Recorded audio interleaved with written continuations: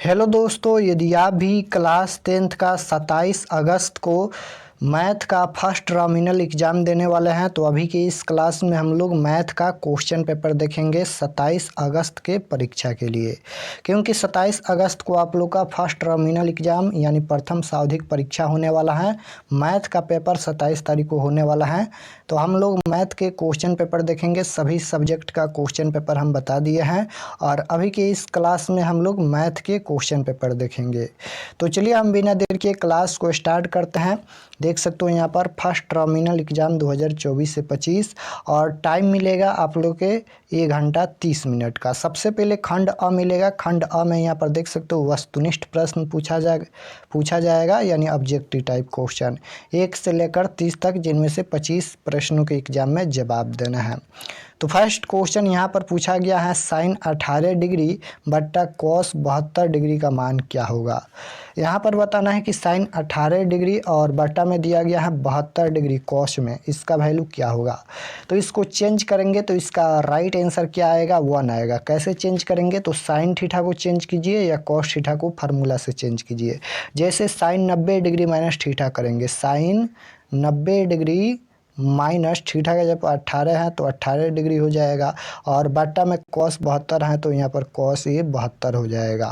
तो sign 90 degree minus theta बराबर क्या होता है, कॉस थीटा फार्मूला होता है। तो कॉस 90 में से 18 घटाएंगे तो ये 72 डिग्री आ जाएगा और बट्टा में यहाँ पर कॉस 72 डिग्री है तो ये कट के कितना आएगा, 1 आएगा। तो राइट आंसर 1 होगा, जो कि ऑप्शन नंबर बी में दिया गया है। क्वेश्चन नंबर 2 देखिए। 2 नंबर क्वेश्चन यहाँ पर 1 + tan स्क्वायर ए बट्टा में 1 + cot स्क्वायर ए बराबर क्या होगा। ये फार्मूला ही पूछा गया है तो राइट आंसर डी हो जाएगा, tan स्क्वायर ए। क्वेश्चन नंबर 3 है यदि कॉसेक थीटा बराबर √10 हो तो सेक थीटा का वैल्यू क्या होगा। तो इसको सॉल्व करेंगे तो इसका राइट आंसर आएगा √10/3। क्वेश्चन नंबर 4 देखिए। 4 नंबर क्वेश्चन यहाँ पर पूछा गया है सेक स्क्वायर 45 डिग्री -2 बराबर कितना हो जाएगा। तो सेक 45 डिग्री का मान कितना होता है, तो यहाँ पर √2 होता है। तो √2 का स्क्वायर करेंगे क्योंकि स्क्वायर है और माइनस का 2 है। √2 का स्क्वायर करेंगे तो 2 हो जाएगा और माइनस का 2, 2 में से 2 घटाएंगे 0 होगा, जो कि ऑप्शन नंबर बी में दिया गया है। तो 4 का राइट आंसर बी होगा। क्वेश्चन नंबर 5 पूछा गया है 1 + cot स्क्वायर थीटा का मान क्या होगा। ये भी फार्मूला ही पूछा गया है।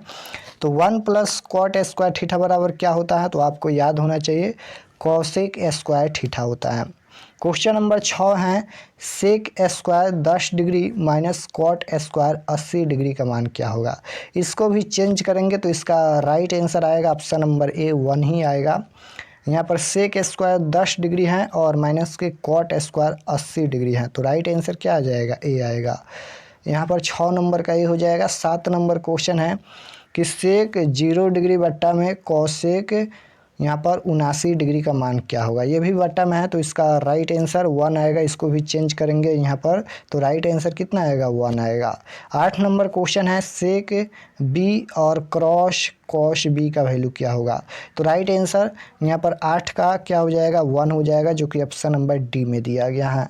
क्वेश्चन नंबर 9 है यहाँ पर यदि ए और बी अभाज्य संख्याएं हैं तो ए और बी का लॉसक क्या होगा।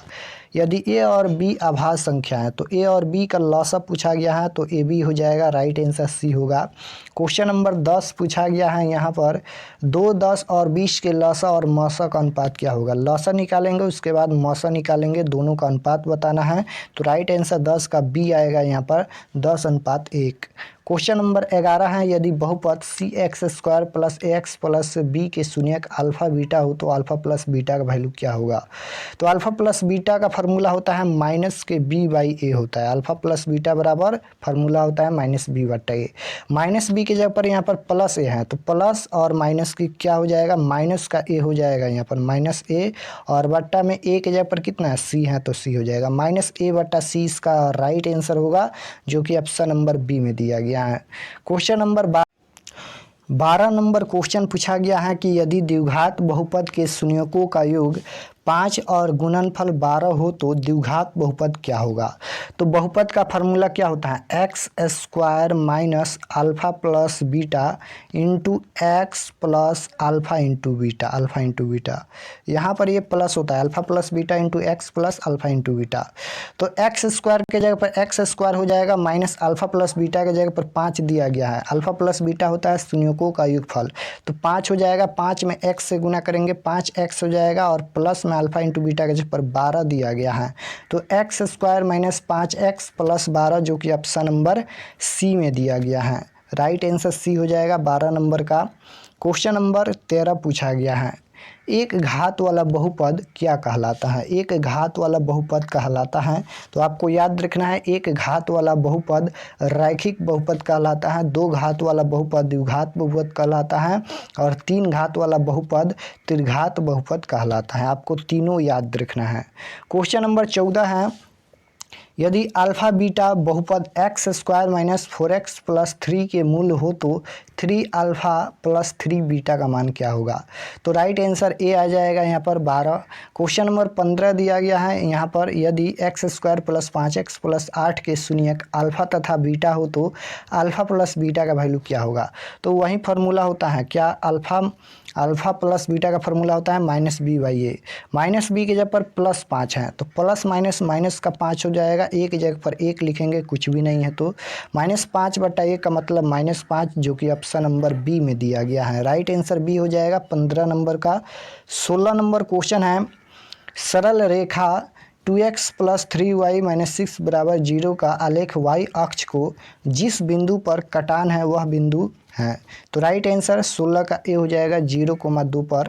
क्वेश्चन नंबर 17 है, दो चर में दो एक घातीय समीकरणों के ग्राफ यदि प्रतिच्छेदी रेखाएं हो तो हलों की संख्या, प्रतिच्छेदी है तो हलों की संख्या सिर्फ एक हल होगा, जिसे अद्वितीय हल भी बोलते हैं। क्वेश्चन नंबर, और यहाँ पर अद्वितीय हल कब होता है, तो जब a1/a2 बराबर नहीं होता है b1/b2, तब यहाँ पर अद्वितीय हल यानी एक हल होता है, और ये प्रतिच्छेदी रेखाएं होती है, आपको याद रखना है। तो राइट आंसर 17 का यहाँ पर ए हो जाएगा, सिर्फ एक हल है।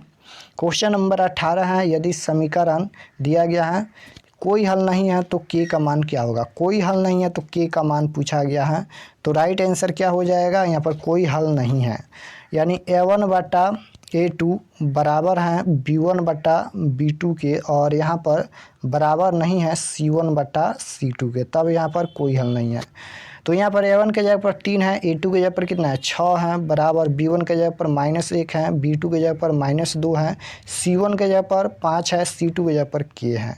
अब इसे तिरछी गुना करेंगे यहाँ पर, तो माइनस माइनस एक कैंसिल हो जाएगा, प्लस हो जाएगा, और के में 1 से गुना करेंगे तो एक के हो जाएगा, और बराबर नहीं होगा, यहाँ पर 5 में 2 से करेंगे तो 10 हो जाएगा।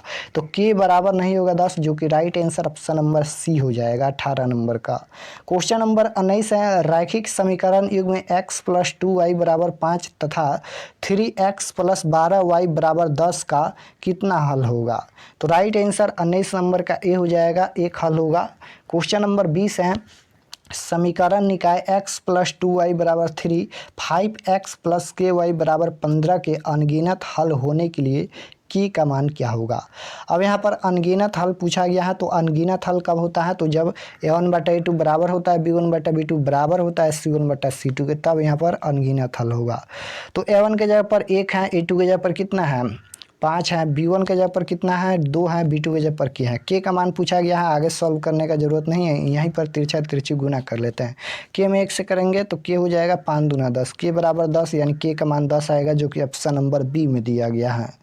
क्वेश्चन नंबर 21 पूछा गया है, यदि विवेचक एक पूर्ण वर्ग हो तो मूलों की प्रकृति क्या होगा। तो राइट आंसर 21 का ऑप्शन नंबर ए हो जाएगा, परिमेय संख्या।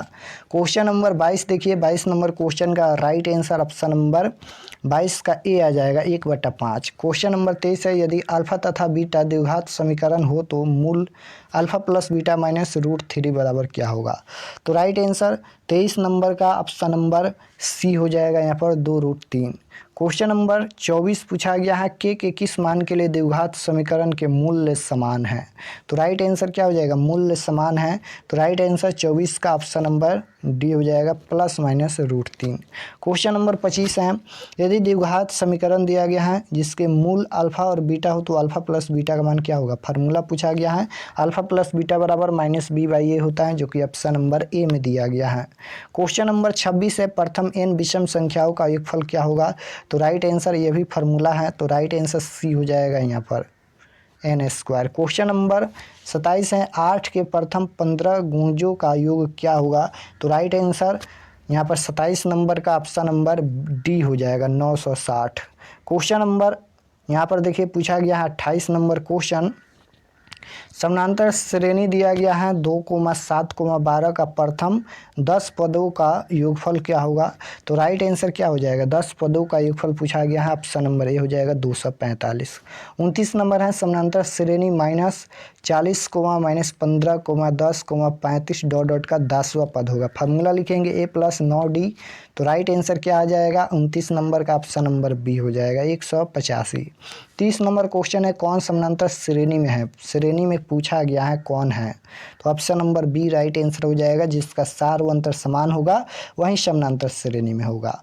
तो यहाँ पर हम लोग मैथ के 30 क्वेश्चन देखे हैं। आई होप कि आप लोग को 30 में से 30 क्वेश्चन समझ आया होगा। अगर कोई भी डाउट होगा कमेंट में ज़रूर बताना, और अपने आप से भी बनाने का प्रैक्टिस कीजिएगा। और इसका सब्जेक्टिव क्वेश्चन भी हम अपलोड करेंगे, तो आप लोग चैनल को ज़रूर सब्सक्राइब कर लेना अगर आप लोग चैनल पर नए होंगे तो।